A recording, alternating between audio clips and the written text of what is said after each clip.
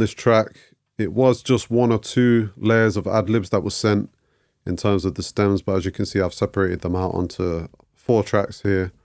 I've probably cut a couple of bits here where they overlap from even the lead vocal. Sometimes if a lead vocal sounds like it could work as more of an ad-lib, or the treatment that I've put on the ad-lib would fit better on even part of the lead vocal, then I will move that up onto an ad-lib channel and see how that sounds. So I hope that makes sense. But yeah, this is the ad-libs for the song.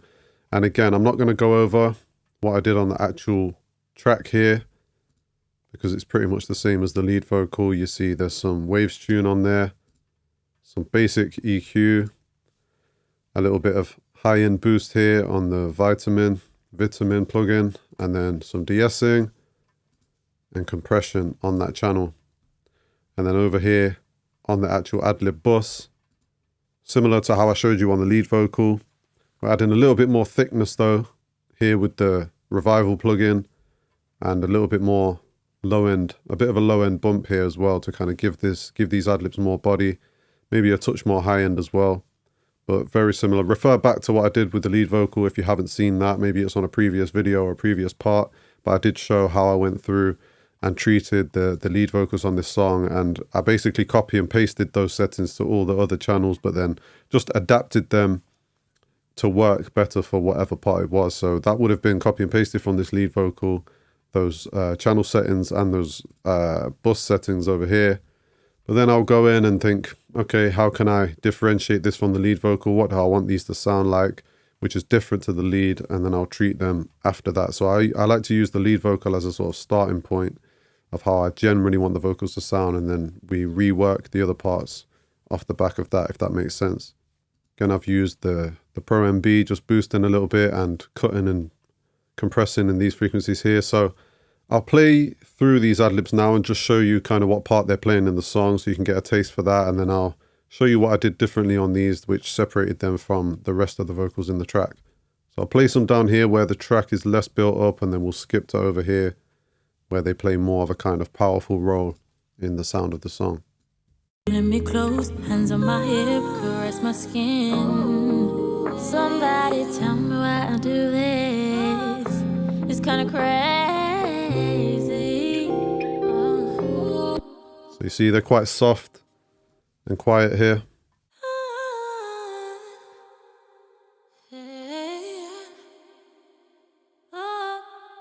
Similarly down here, they'll be quite soft and kind of background here. What you doing to me?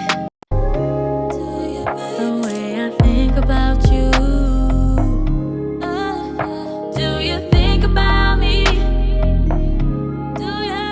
The way I think about you. Baby, take a...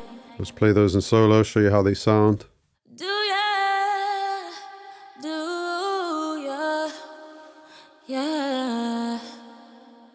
And then later on in the song down here, play you after, on this last chorus, you'll see how much more kind of power they add to the song. Baby, do you think about me? Yeah, the way I think about you. Tell me what is real. Do you think about me still? Baby, yeah. The way I... Tell me what is real. Baby, yeah. So without these, the song sounds much more empty. These are definitely an essential part to get sounding right in the mix. And what I like to do is sometimes place these outside of the middle of the stereo field. So I've used the tremolo plugin here on the end of the bus here. And it's on a 2-bar setting, depth 59. And what this is doing is basically just panning. It's automatically panning all the ad-libs left and right in the stereo field. So every 2 bars, it kind of sways between the two. Now, obviously, there's other ways of doing this, like you could create multiple channels and have them pan in at different places throughout the song and move these regions onto whatever track you want it on in terms of left and right. And I do that as well sometimes, but sometimes I like this because rather than one ad-lib being to the left and one being to the right, this helps to kind of create movement in the ad-libs. So I'll play this part down here, and with that in mind, maybe you can hear what I'm kind of getting at with that. The way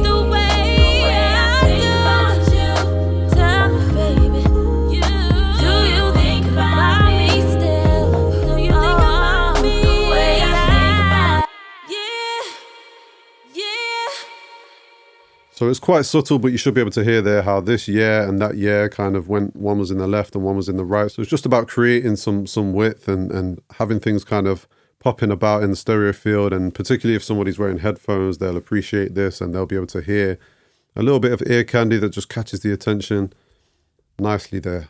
So the only other difference on these ad-libs to the lead and the backgrounds is I've actually used a different reverb setting on these. So it's going out to bus 27 here, which is Vintage Verb by Valhalla. As you can see, it's quite a long decay time on here. No pre-delay, so that kind of sets them back further in the mix. And the settings are here, as you can see. So I'll play it with and without this reverb, and you'll be able to see how that's just adding a nice luscious vibe to these ad-libs.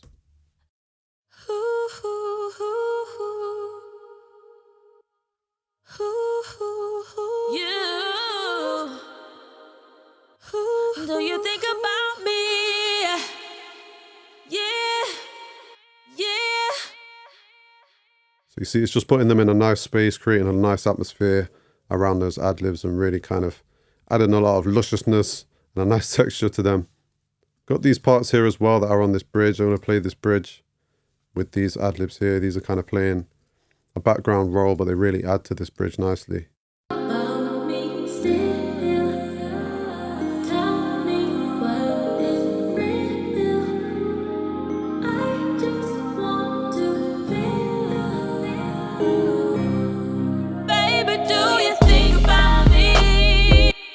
Yeah, I just like the way they sound. With those, I panned one to the left and one to the right and added even more reverb on the actual channels here. I'm never afraid to add plugins like reverbs and delays to my actual kind of plugin stack here on the channel itself, on the track itself. Never afraid to do that with a reverb like this. It's just a quicker way of working sometimes. Pull up a sound. It sounds good, just go with it. So you see here, there's a 28% on this, this reverb here.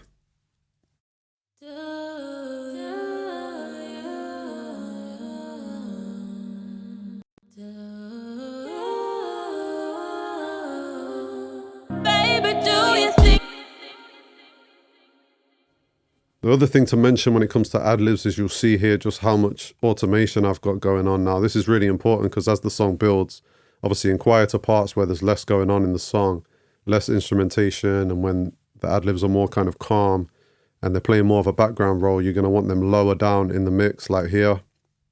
And then you'll see that I've kind of boosted it at certain parts throughout the song, and then particularly at the end of a verse or a chorus where you want a bit of a crescendo sound, there's some boosting going on here. And similarly toward the end of the song, they're louder. So always good to use automation on ad-libs to just create some movement. You're going to want different ad-libs at different volumes. Now, some of this would have been at the request of the artist and the client as well, where they would have wanted some ad-libs quieter than others. But also just in my mix, I always like to have some varying volumes going on with the ad-libs. I'll try and play you here this little piece to see if it does kind of crescendo in this area where you see the automation boosting up here. So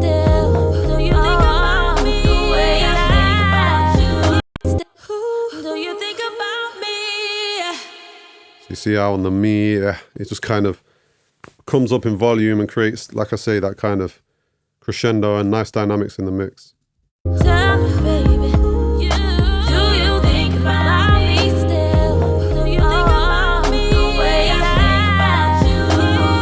Just adds more life to the mix. Use automation always. You know, when I first started out mixing, I very rarely used automation, and I've realized now in later years that it's really important to just add in that extra 5-10% to your mix, adding more dynamics, adding more life, and it really doesn't take long as well. Just I'll do this very quickly, go through the song, and as I'm listening, just be turning things up and down as I go.